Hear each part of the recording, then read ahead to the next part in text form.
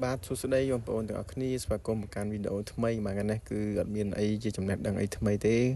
ប៉ុន្តែថ្ងៃនេះគឺខ្ញុំរៀបចំទន្សាយផ្ញើជូនទៅខាងបងប្រុសនៅខាងស្រុកពួកខេត្តសៀមរាបបងប្អូនខេត្តជាប់ខ្ញុំដែរទេបងប្អូនខ្ញុំប្រទីមានចៃគាត់សៀមរាបហើយស្រុកពួកហ្នឹងវាដល់មុនក្រុងចេញពីខាងទីមានចៃខ្ញុំទៅស្រុកកន្លាញ់ស្រុកពួកមកយើងដល់ផ្ញើមិនយូរមកនេះបងប្អូនដាក់ពីល្ងាចទៅស្អែកឡើងព្រឹកទៅដល់ហើយអញ្ចឹងគាត់ស្គាល់ខ្ញុំតាមរយៈមិត្តភ័ក្តិគាត់បាទប្រយ័ត្នធ្វើការជាមួយគ្នាអញ្ចឹងទៅបងមួយទៀតហ្នឹងក៏ធ្លាប់ទិញមកគូក៏តូចពីកាលប្រហែលខែមុនឥ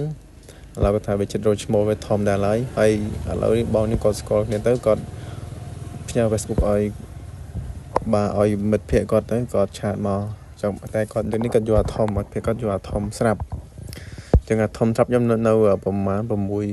4គ្រាប់បងប្អូន4គ្រាប់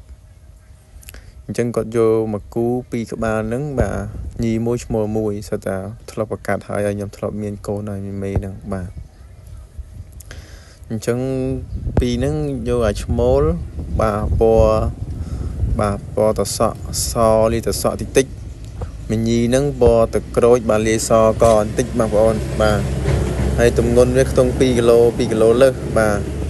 យកទៅគឺដាក់ឈ្មោលដឹងតែប្រកាសបានផើមកបងប្អូនមេវាធ្លាប់មានកូនស្រាប់ហើយបាទអត់យូរទេបាទអញ្ចឹងវីដេអូនេះអត់មានអីទេមានតែប៉ុណ្្នឹងទេបាទអរគុណច្រើនហើយបងប្អូនដែលត្រូវការកូនទន្សាយឬកូនទន្សាយធំអីហ្នឹងអាចឆាតមកខ្ញុំបានបាទអរគុណច្រើនបងប្អូនគ្នា